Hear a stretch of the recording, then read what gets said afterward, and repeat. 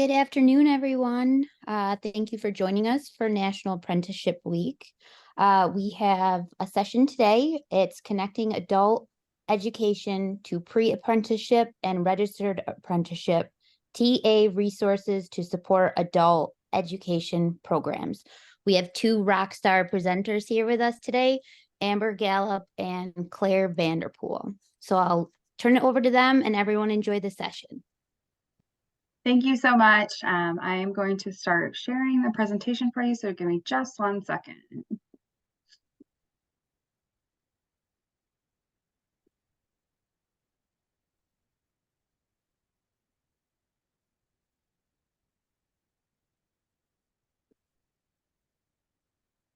Okay. Can you guys see that? Good. All right. So good afternoon. Thank you guys for joining us today for connecting adult learners to pre-apprenticeship and registered apprenticeship. My name is Clare Vanderpool. I'm a subject matter expert with Safal Partners, and I do work on the Center of Excellence project, which we will talk about in just a little bit. Today I'm joined by Amber Gallup. Amber, if you want to introduce yourself. Yeah, hi, my name is Amber Gallup. I'm the State Director of Adult Education at the New Mexico Higher Education Department. So prior to taking that position, I had a long career in instructional design, focusing on registered apprenticeship and pre-apprenticeship programs. And I'm currently finishing PhD research in the design of registered apprenticeships for frontline healthcare workers. So for these reasons, I'm serving as a subject matter expert in the intersection between adult education and registered apprenticeship. Thank you, Amber. So today we have a few things on our agenda. We are going to review some preliminary findings from our adult education and registered apprenticeship survey. And then we will consider how to address the gaps that were identified in this survey to increase awareness on linking adult learners to registered apprenticeship. And then we're going to talk about some strategies to map integrated in education and training, or IET programs, to pre-apprenticeship in order for learners to prepare for registered apprenticeship. So first I'm going to talk about the Center of Excellence. So the Center of Excellence is a first ever investment by DealWell to create and deliver TA, or technical assistance, specifically focused on shrinking that gap between apprenticeship and workforce and education, really making sure that all of those systems are aligned and working together. So the center is led by Safal Partners, which is the federal contractor on the project, and we operate many other federal contracts as well. Our partners in this work, you'll see down here on the screen, on the bottom of the screen. So that includes COABE, who is hosting this webinar today. So thank you guys. Also the Wireless Infrastructure Association. They do industry awareness and workforce system support. The National Disability Institute leads research analysis for the center and ensures that there's a DEIA lens on our work. And then we have, sorry, who am I forgetting? National Association of Workforce Development Professionals. So that's a nationwide association of workforce development professionals. And then, so through this center, we really want to make sure that we have partners across agencies to help us with this work. Our primary focus is to increase integration of apprenticeship within the public workforce system and to increase that system level alignment between apprenticeship, workforce, and education. So the mission is to scale partnerships to accelerate adoption of registered apprenticeship and improve alignment with the nation's workforce and education systems. So through this work, there's 3 strategies that we have. The first one is our big one, is to provide technical assistance on a national scale. We provide that technical assistance to a range of different providers. So that includes registered apprenticeship program sponsors, anyone in the workforce system, so state and local workforce boards, America's Job Centers, programs, and operators. And then in the education space, anything from K-12, college and university, adult education, career and technical programs, and then as well as state and federal policymakers.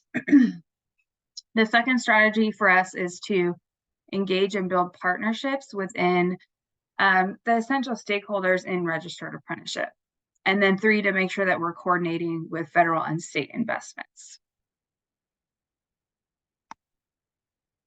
Okay, so in order to achieve this mission and help provide the TA that's really needed, the center developed and disseminated a national assessment aimed at better understanding what adult educators know about registered apprenticeship and where those knowledge gaps really exist. So the goal was to gather baseline data to better understand the opportunities for alignment and key topics for developing relevant field requested TA. This survey was disseminated through COABE. We had 1,250 responses. Those were from a variety of different levels in adult education. So we had it from program administrator level, teacher, caseworkers, support staff that were filling out this survey.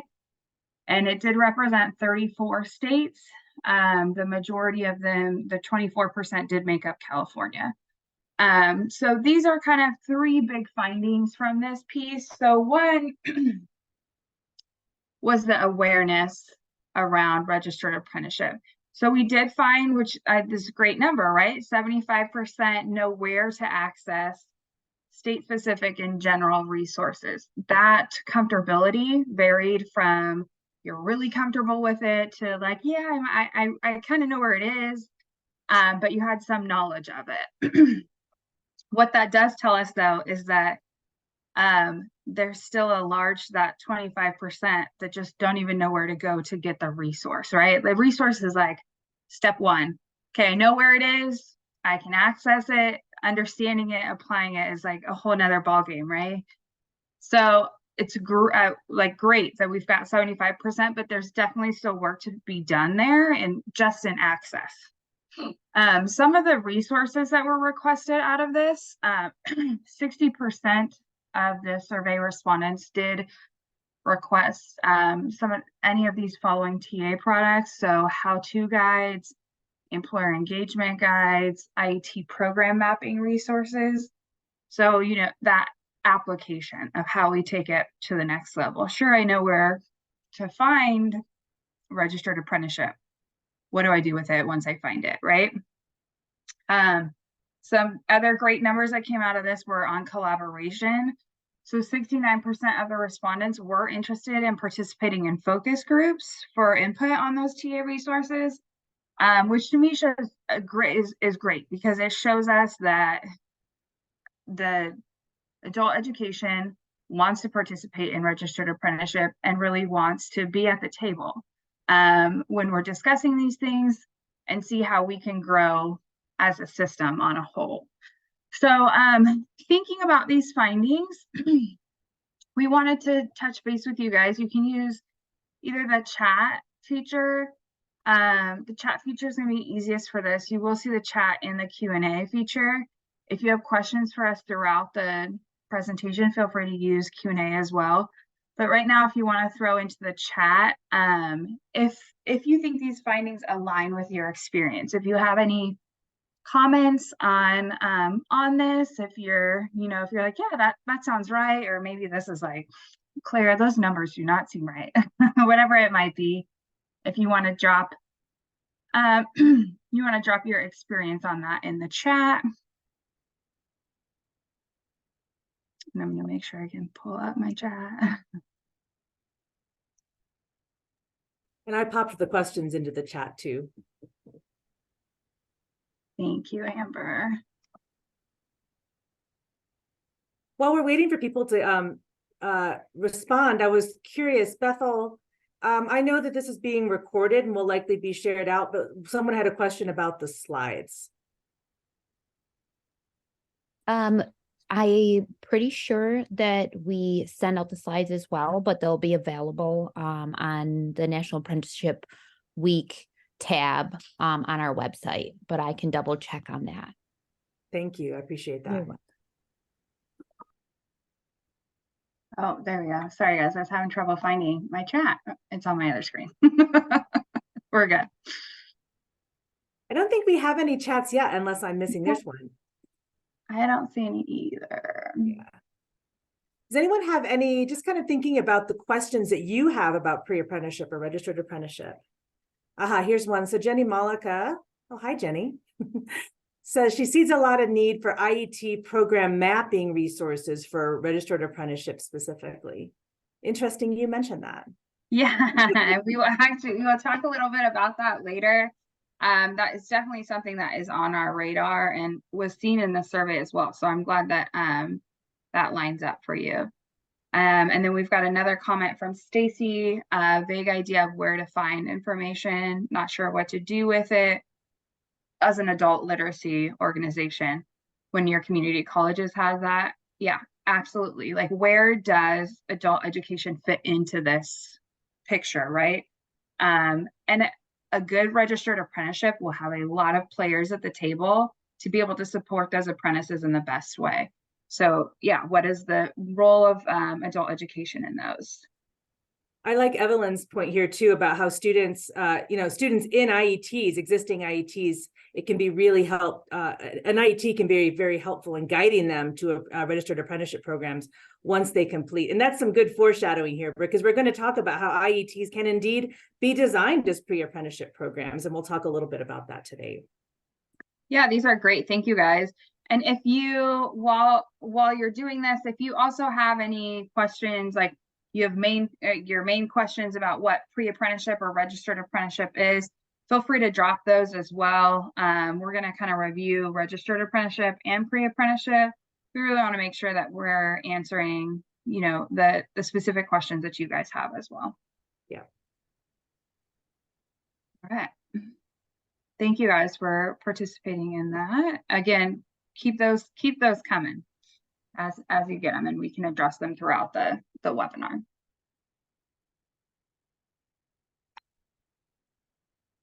Okay, so let's talk a little bit about what apprenticeship is. We hear the term being thrown out a lot now, but what really is registered apprenticeship, right? Registered apprenticeship is the most time-tested, proven method for developing skilled talent. It's an industry-driven, high-quality career pathway that really enables your employers to develop their skilled talent. So they can take new hires, they can upskill their current workers to fit the needs for those critical occupations that they have. So some of the misconceptions around this are registered apprenticeship is not just for skilled trades,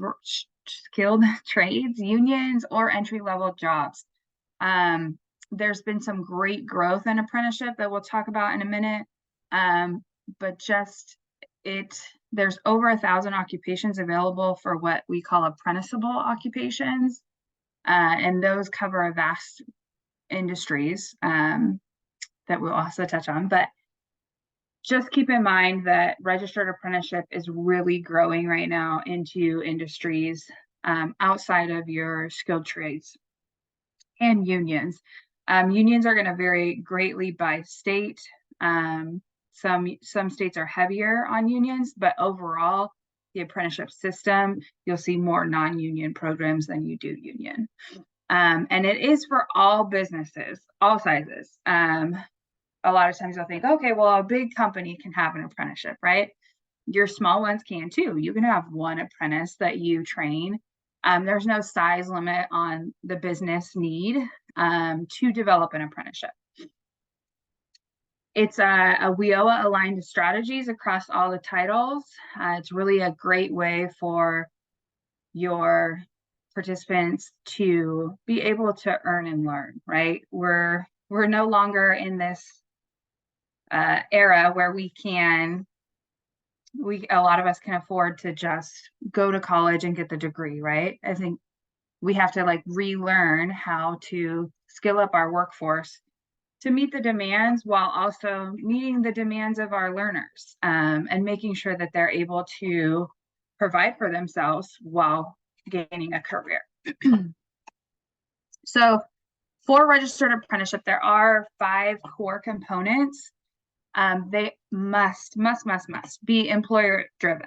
So the business should be at the forefront of a registered apprenticeship. If we're training apprentices and we haven't involved the business, then we give them apprentices that might not fit the needs of exactly what's working, right? We want this all to be very cohesive. So employer involvement is across all of these, right? So structured on-the-job learning, or OJL, you might also see that as OJT. It's better known in workforce world as OJT. It's essentially the same thing. It is the on-the-job learning experience. So it's that hands-on experience that they're getting while they're with the employer. Those are structured, that we have everything, OJT.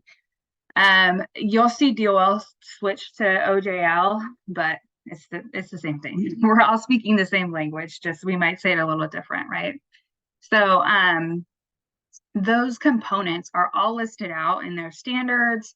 They're industry validated. It depends on the occupation how long that lasts. So a minimum registered apprenticeship is 2,000 hours, which DOL equates to 1 year. You can see programs that go longer, but they all have to be at least 1 year. And then there's a variety of ways that that can be done, whether that's competency based. So somebody's saying, yes, they've learned that skill and they're checking it off, or time, they have to have spent a certain amount of time on that skill, or a hybrid, where they have to show you they spent at least this amount of hours and they were able to show me they're competent enough. The next one is related instruction. This one, or RI, this one you might also see as RTI, related technical instruction. RI is what they're trying to shift to, but you might see RI or RTI, same thing. This is the classroom component of a registered apprenticeship program. So it's a minimum of 144 hours per year of the apprenticeship. It's usually like a mix between both technical and soft skills. It'll include any safety training, things like that. But this is where the education can be provided by that education partner. So it can be done through adult ed, career tech. It can be done at community colleges. It can be done any education institution that is able to provide. What it comes down to, right, is what the curriculum is and who can provide that curriculum. The next one is rewards for skill gains. So built into every apprenticeship has to be a wage progression, and that apprentice will know that wage progression, what the wage progression is, and when they're going to get it, when they register for the program. So they're able to say, I'm going to start at, say, maybe 16 an hour. At my 6-month review, I'm going to be bumped to $16.50. And then when I complete at the end of year 1, I'm going to be making 17. So it's typically a scale down from your journey worker wage, and then they scale up to what a trained individual will be making by the end of the apprenticeship. And then that fifth component is a national occupational credential. So all registered apprenticeship program completers earn a certificate of completion from the Department of Labor. It's verifying that they are credentialed in that occupation, and it aligns across industry. So part of them creating the standards is to make sure that what we're teaching in that apprenticeship really aligns with what they need to know in that industry. Okay, I'm going to pass it to Amber to talk about some different sectors that we're seeing apprenticeship in right now. Yeah, so it's always good. I like to start out by mentioning that the registered apprenticeship model, was honed by the building trades over the last century, right? And they really largely made it what it is today. I like to mention that because so much of what we know about what makes the apprenticeship model, the registered apprenticeship model, successful, comes from work in the building trades labor unions and the labor management partnerships that sponsored them. But now, in this new era, it's expanding into so many new industries. Many of these industries it's been in before, but we're really seeing right now is a demonstrable expansion into lots of different sectors. And we have many more apprentices now than we used to. Each year, they raise substantially the count of national registered apprenticeships across many sectors in the United States. So in this slide, you can really see a selection of some of those industries. And you can probably see some industries just looking at it that our learners in adult education are currently in or aspire to be in. And I think the expansion of registered apprenticeship is really particularly noticeable in the service sector. And that sector includes retail sales, it includes food preparation, it includes hospitality often, but notably it includes frontline healthcare positions such as nurses, aides, personal care assistants, home care workers, and medical assistants, and many other roles. So while our students, as you all well know, our students can and do go into a broad range of careers after completing their participation in adult education. But frontline healthcare positions are some examples of in-demand occupations with really clear career ladders or pathways that our students can access through registered apprenticeships if those apprenticeships exist in your communities. So here in New Mexico, for example, we're beginning to talk about education apprenticeships. And these careers include not only teachers, but also teachers' aides that have pathways that align to becoming licensed teachers. And we're also talking about positions like bus drivers. In our community, I live in Santa Fe, New Mexico, and I was telling Claire recently that we just lost a lot of our bus routes mid-semester due to a lack of bus drivers. And registered apprenticeship is one of the solutions that workforce developers in our area are looking towards. And it's something that our students can consider in a transportation sector and registered apprenticeship as well.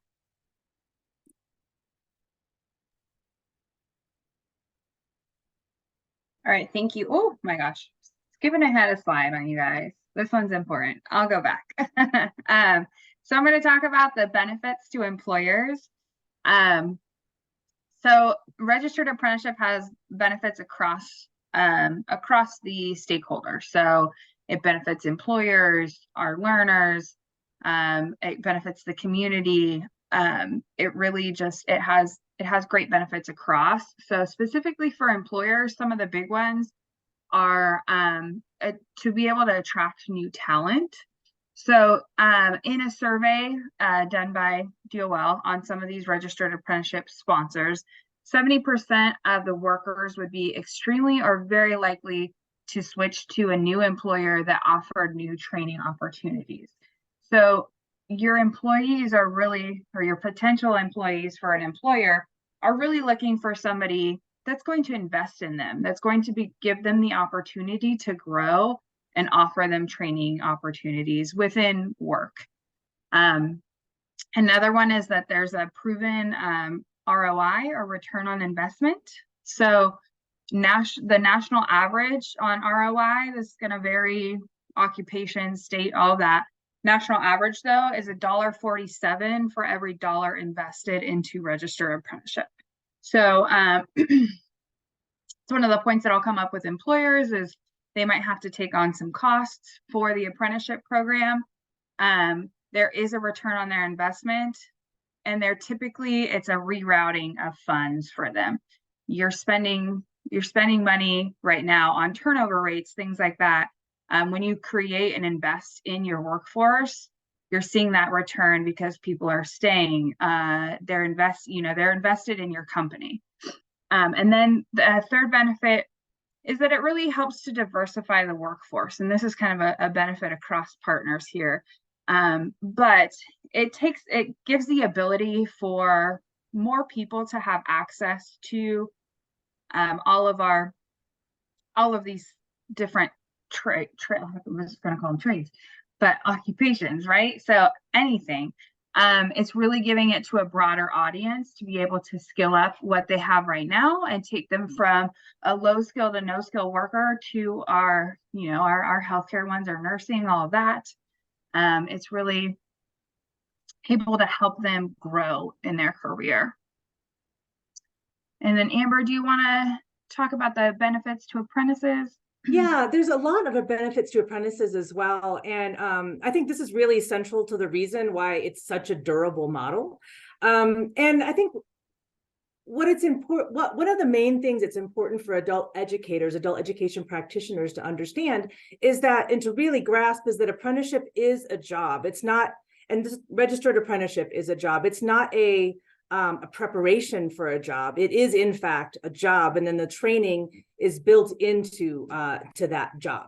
So, some of the benefits to apprentices that we see are the fact that it's, for one thing, and maybe one of the most important things, it's much less costly for apprentices than a traditional college route might be. It's very typical to hear statistics about how much debt someone can leave college with, unfortunately. And of course, it is usually free or almost free for the apprentice to participate in these. And of course, as it is a job, they're also paid while they're there.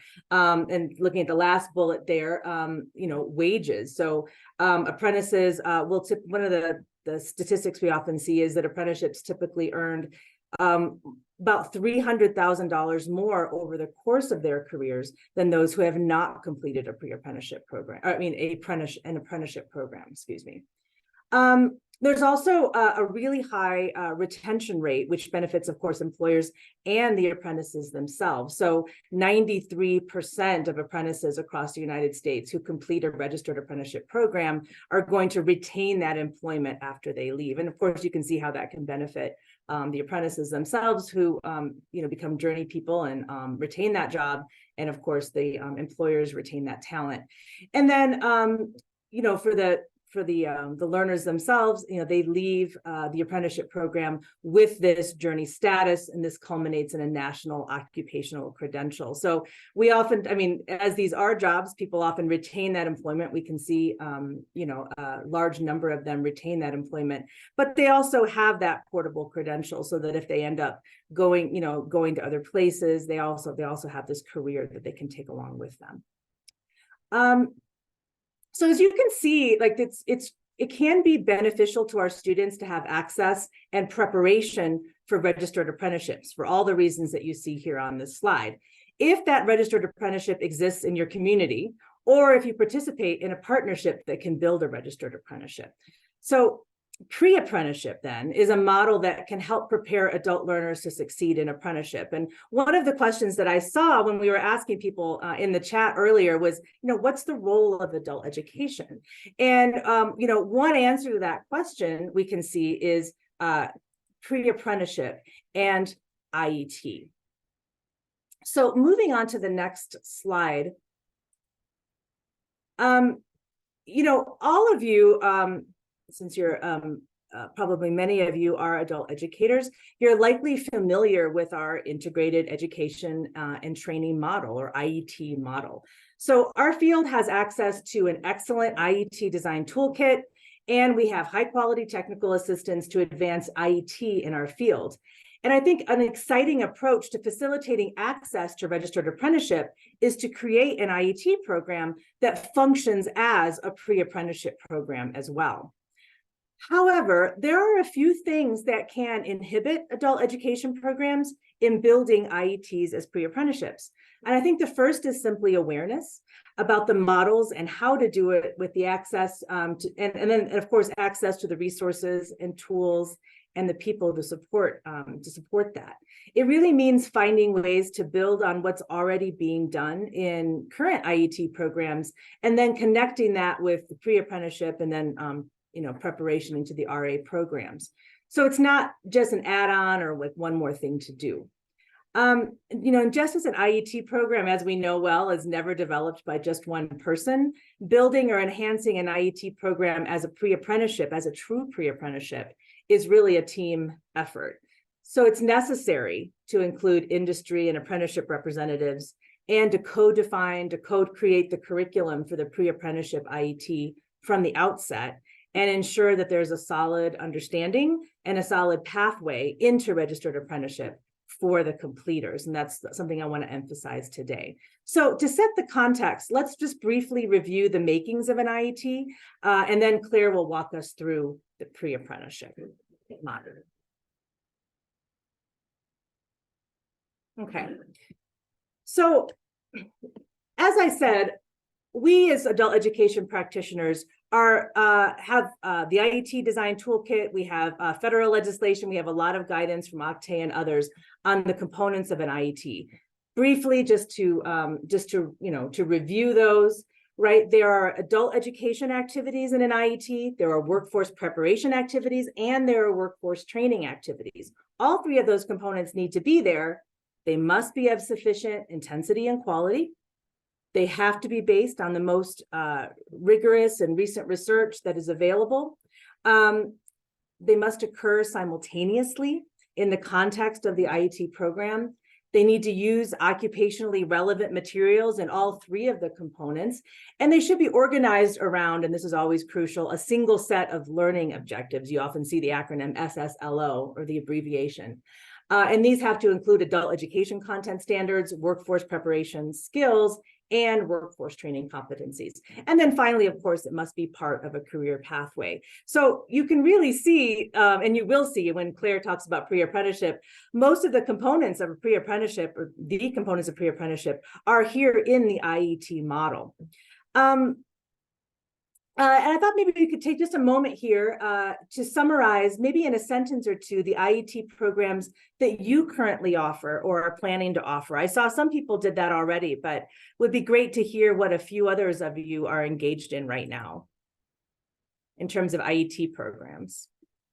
I saw Tracy mentioned that in Central Texas, they're focusing on healthcare, so certified medical assistant, it looks like, and certified nursing assistant, and the skilled trades, so plumbings, electricians, etc. What are some others?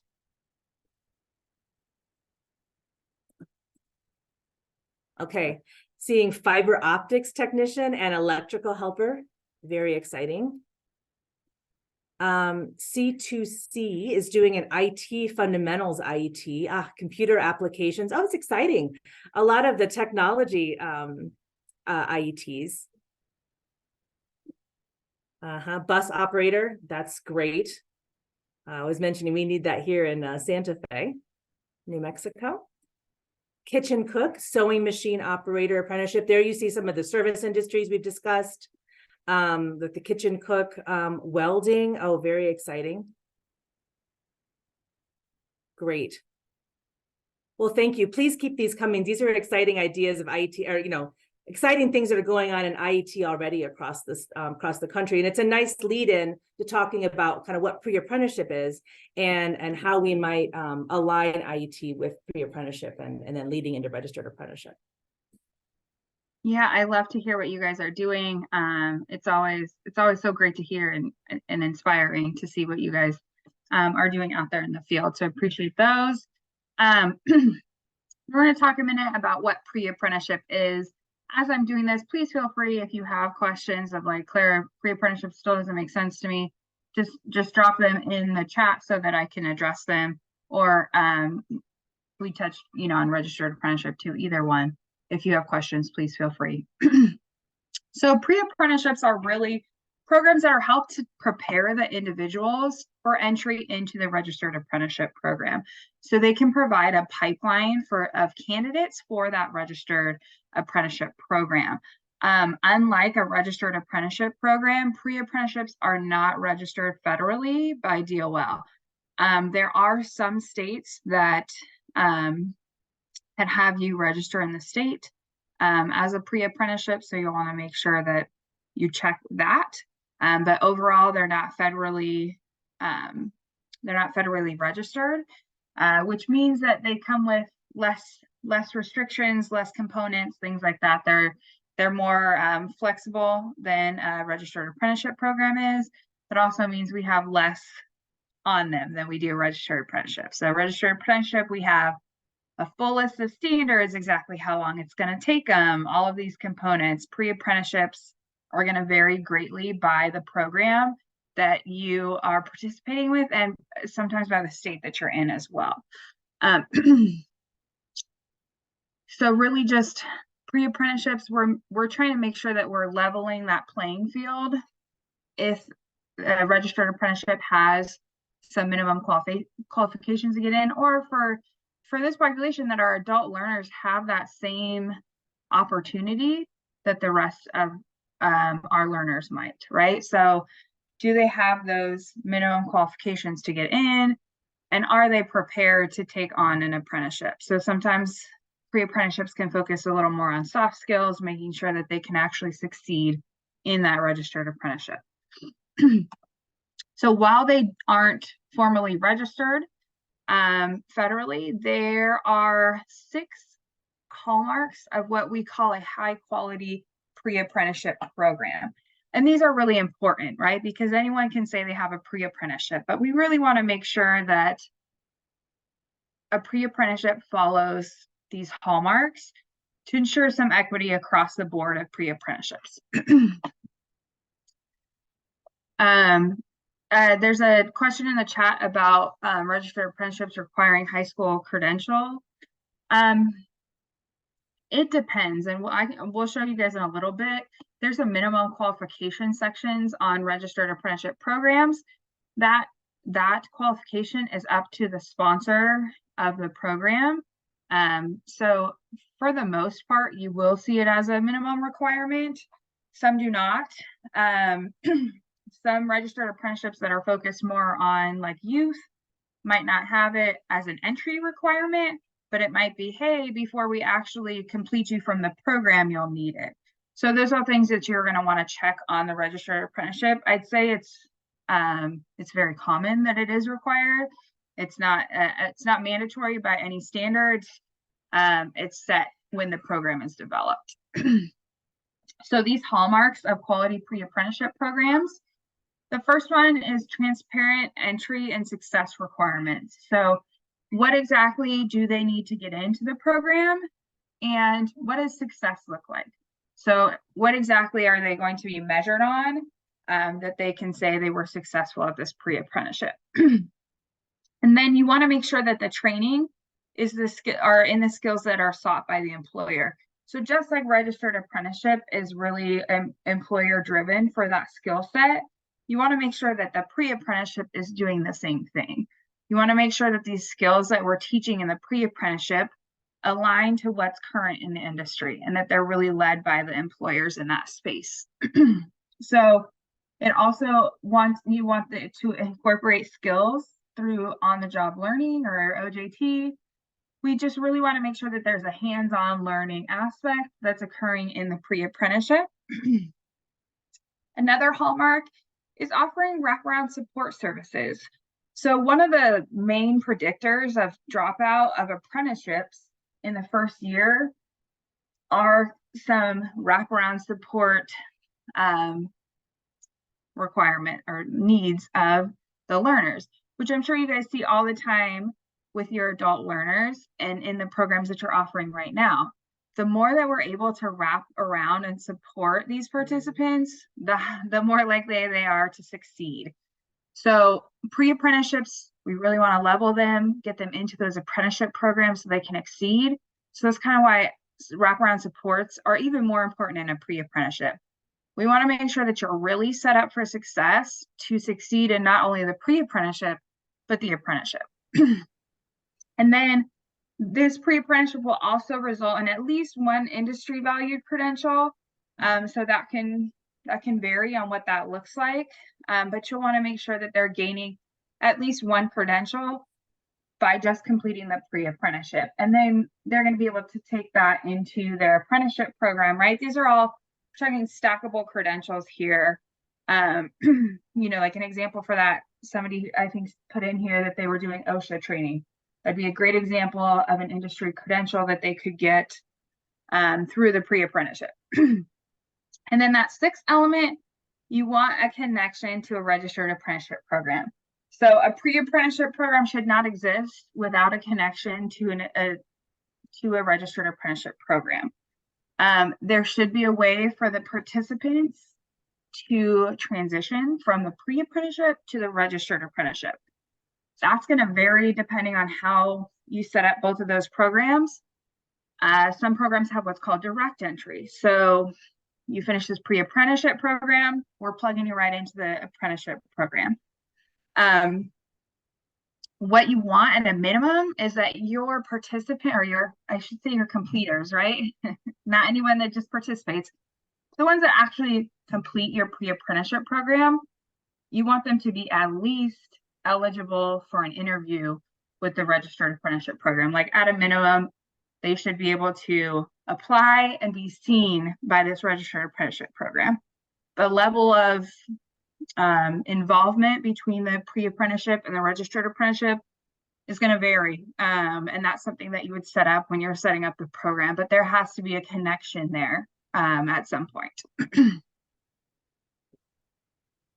And we think that sometimes it's really helpful to have an example of how, at this, especially at this point, right, in the conversation, it's important, it's useful to have an example of how an IET program can function as a pre-apprenticeship. So just to briefly share one example that we're aware of, the Florence County Adult Education in South Carolina, I don't know if anybody's here from there, but they've designed a healthcare IET that is a pre-apprenticeship. So the question is how?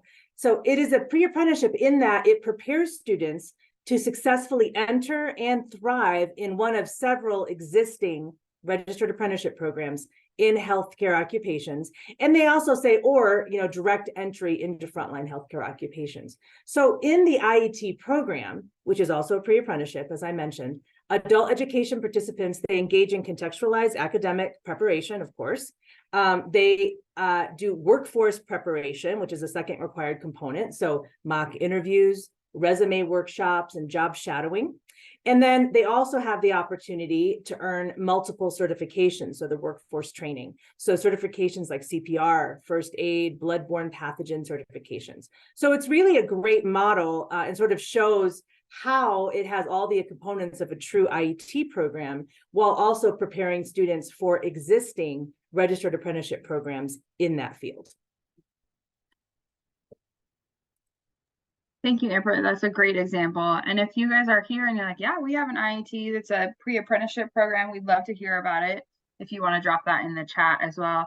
And Amber, I'm just noticing too, it looks like you've put some chats in, but I think they're only going to us. I think it's just going hosts and panelists. So just okay. Thank you for letting me know. I've been responding to you guys some great comments, but I don't think you can see them. So. I'll fix that right when I get done speaking here.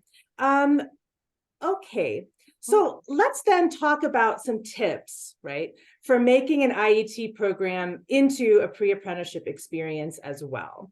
So I think that one of the things to keep in mind about building pre-apprenticeships in adult education is that a pre-apprenticeship must have an established relationship and an agreement with a registered apprenticeship sponsor. I think Claire and I are probably going to say this like 6 or 7 or maybe 25 times by the end of this presentation. And I think it's important because we sometimes hear people say, hey, I've got this really great pre-apprenticeship program, but there is not the connection to the registered apprenticeship program. And it can do a disservice to students in some cases. So the registered apprenticeship sponsor, just to give a little bit of terminology here, that's the organization or the entity that operates and really assumes full responsibility for the administration and the operation of the registered apprenticeship program. So in the design phase of IET development, the IET toolkit really takes us through the research and assess and the design and plan phases of IET development. This is where you identify the existing registered apprenticeship program for which your learners would like to be prepared, and you establish a relationship and an understanding with that RA sponsor. And note what I just mentioned here as well. I said that, it's the existing registered apprenticeship program that your learners would like to be prepared for. So I think one of the, just getting into real talk, some of the challenges are, do you have enough learners who are interested in actually participating in this registered apprenticeship program in order to justify designing an IET program that functions as a pre-apprenticeship program.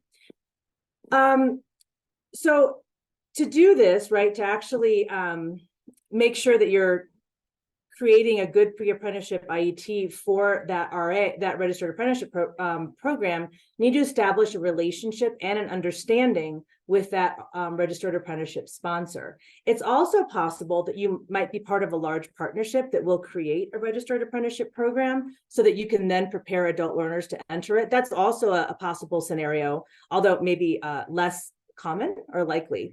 But I'm really speaking to mostly about situations in which the registered apprenticeship program already exists in your community, and you're building an IET pre-apprenticeship to help learners access that registered apprenticeship program.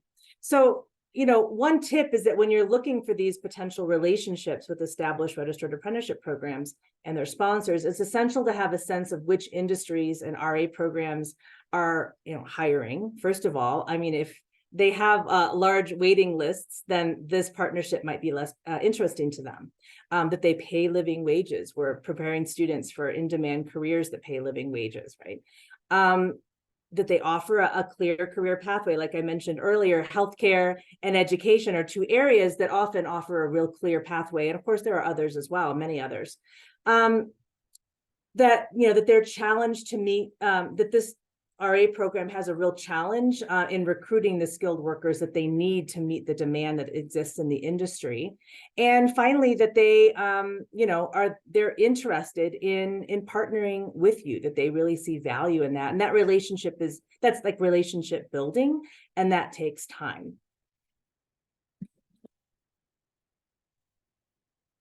And Claire has some interesting examples here about how to connect the pre-apprenticeship to the apprenticeship program. Yeah, thank you, Amber. I'm getting stuck on my button over here. So we kind of touched on this a little bit before. I mentioned minimum qualifications. There's also another thing that I want to talk about, selection procedures. But you'll see these two images on the screen here. These are snapshots from standards. So every registered apprenticeship program has what's called standards. They might look a little bit different depending on the state that you're in. So these examples are from the Department of Labor. Some states operate their own state apprenticeship agencies. So they would look slightly different, but they will still contain this information of both minimum qualifications and selection procedures. So the minimum qualifications are really important when you're looking at developing a pre-apprenticeship. This is going to tell you if they need that high school diploma. It's also going to give you sometimes apprenticeship programs have aptitude testing that they need to take. You'll see it with, you know, things like electricians. They have to pass a math test before they can join the program, things like that. A lot of your kind of more advanced technical skills will require some kind of testing, and they'll give you a pass rate on what that needs to be. This will also tell you if there's any physical requirements here as well. Something like a valid driver's license. Now, keep in mind here, these minimum qualifications do have to be job related. So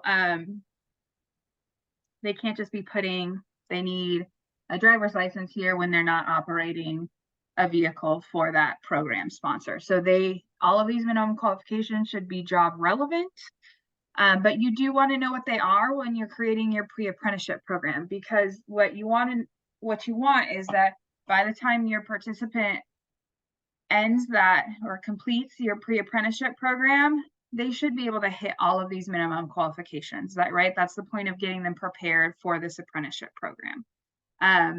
So if it is a high school diploma, let's make sure our learners are getting their high school diploma by the end of this pre-apprenticeship program. And typically if it's high school diploma, it's high school diploma or equivalent. And then that second piece is selection procedures. This part will tell you how that program is planning on selecting their apprentices. So this is developed by the sponsor and the employer when they are creating the program. Sometimes the sponsor is the employer, sometimes not. This will tell you what that hiring practice looks like. So depending on how you set up your pre-apprenticeship program, you could, again, we talked a little bit about direct entry. You could have a direct entry. It would be here on selection procedures. A lot of times, like the minimum that we would say is that you need to know what their selection procedures are so that you can then help your learners apply for this position, right? If they have an application process, a screening process, testing, you want to make sure that as the practitioners, you understand what those requirements are to be able to walk your learners through that process.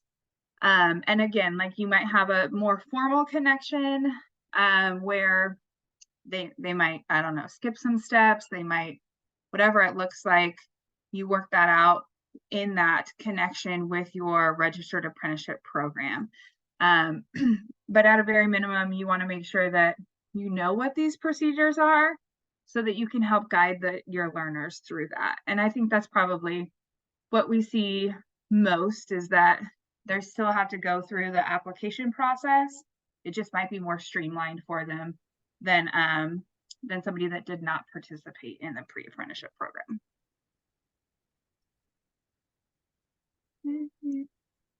Yeah, and thinking about, I mean, Claire's making a lot of good points there about just sort of the initial planning and mapping. And if we think now about, we in adult education, if we think about our IET design toolkit that we use and the design and plan portion of that, there's two key steps that I want to highlight, in the design and plan section, the design and plan process for planning for an IET pre-apprenticeship.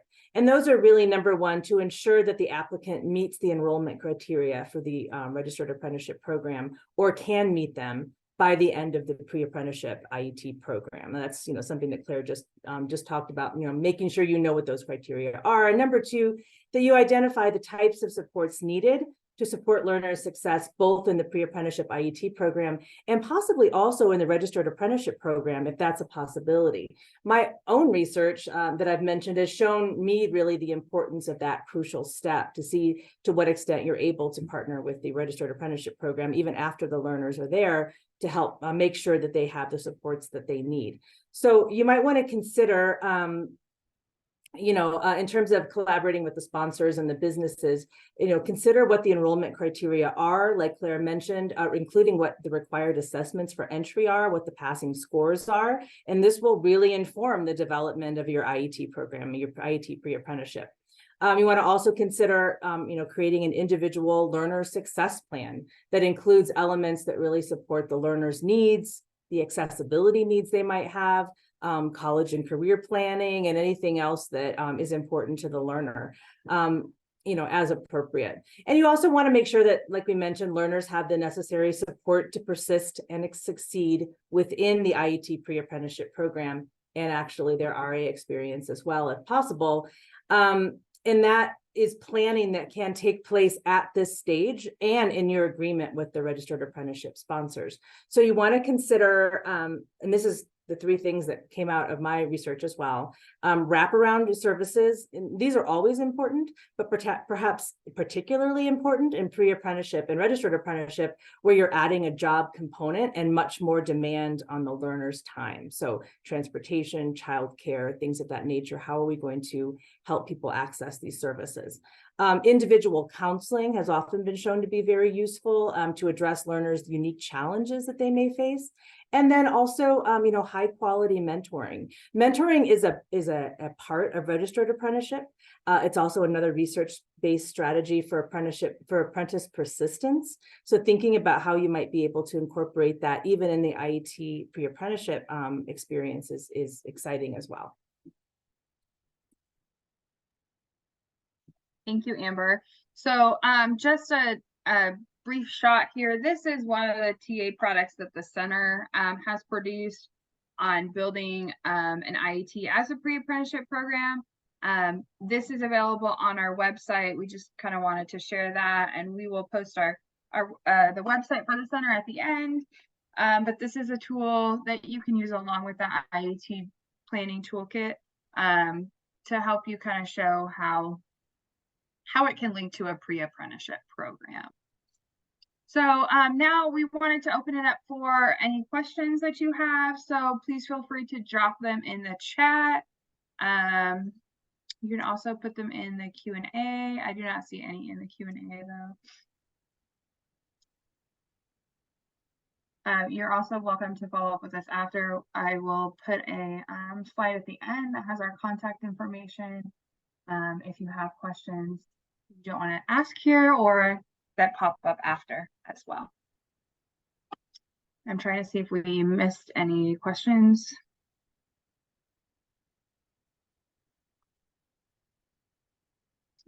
So the minimum is 2,000 hours of on-the-job learning per year. And let me follow that up with, that's what DOL equates to a year. It's possible that somebody can do a apprenticeship program as part-time. So, right, you're only going to get through the 2,000 hours if you're a full-time apprentice. It's possible that, you know, a 1-year program would just take them longer because they need to obtain those hours.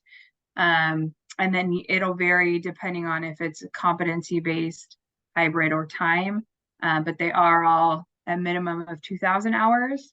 So if you're looking at a part-time, say they're in school, and then they're doing the on-the-job learning part of the time, you can see that potentially stretch out then the end date of that, as well as you could front load instruction where they're getting all of the related instruction up front, on the job learning after that. You'll see that common in like medical field, teaching field, things, police officers, where you need the training before you actually start the job. There's like a certain amount required.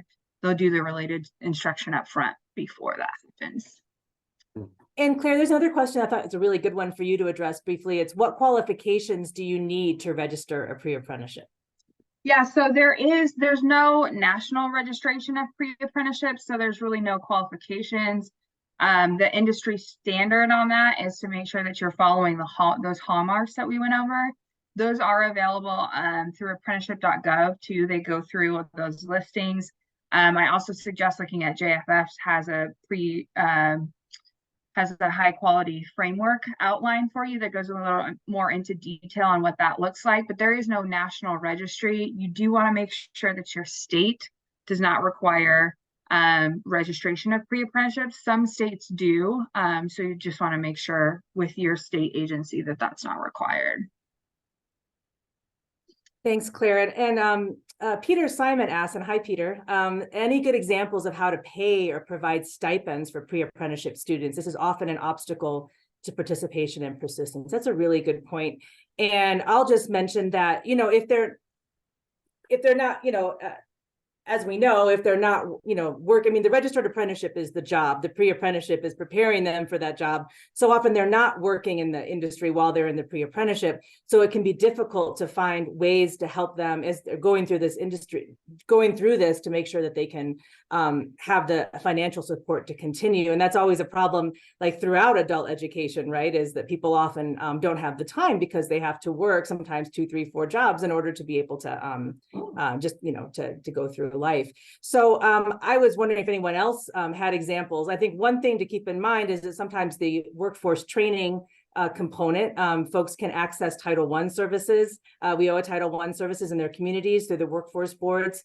That is one way that tuition and training fees can be paid, but would love to hear from folks in the field here regarding how they maybe have been able to provide stipends for people in these IET pre-apprenticeship programs. Yeah, absolutely. That's a great point, Amber. I've seen pre-apprenticeships done like we're going to offer it at night so that our participants can go to work during the day. They tend to be shorter term so that we're not seeing it's a shorter amount of time that we have to provide those resources for than an apprenticeship. But looking at any of your workforce partners, your Title I, your Voc Rehab, all of those different programs to make sure that if they have additional supports that we're really tapping into those as well.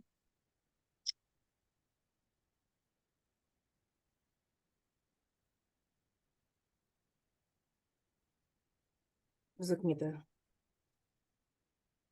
Tracy says we are a workforce board that and have a grant that pays for training for apprentices. We're using other internal funding sources for pre-apprentices. Excellently. So there's an example there. Yeah, and that's another thing with pre-apprenticeships too, is that you will see additional funding available once you hit that registered apprenticeship level. Like if you're serving veterans, they can tap into their GI Bill for those things like that. So that's great, Tracy. That you want to look at too. Are there grants within your state for pre-apprenticeship and apprenticeship? A lot of apprenticeship grants do apply for pre-apprenticeships as well. So you want to look at that at any state funding, any federal funding that you can use to support your program as well. And we're at 1 o'clock, Claire, or whatever the time is, and you're all time zones. But I thought maybe we could end with something that I think you could address. Anne is asking if we know of other adult education programs that are successfully partnering with established apprenticeships currently, and is that information available online? Yeah, I was trying to think of a central source to send you, and I can't think of a central source that I can think of to send you to, Anne. But please feel free to reach out to me, and I can get you some information on that. Off the top of my head, there are some in California. I believe I was talking to one that was doing early childhood education and was connected to a registered apprenticeship there. So they had a connection to like their community college to get them the credits. A lot of players involved in that situation. We have some pre-apprenticeship examples outside of the one that we use today as well. But feel free to just, I put our contact slide up. So if you want to reach out to me, Anne, and I can kind of help link you with any examples there. But thank you guys all so much. It was great feedback from you guys today. Great conversation. And yes, please reach out to us, or this, this link and this QR code go to the Center of Excellence site. You can put in your information there if you want to request additional TA from us, or become a partner of the center, and we'll get you through our TA pipeline that way as well. Yeah, teachers and teachers assistants is a hot topic in registered apprenticeship right now. Thank you all. And Beth, thank you guys. Thank you, Claire. Thank you, Amber. Thank you, everyone, for joining us today. Everyone have a great week, and that's it. Thanks again.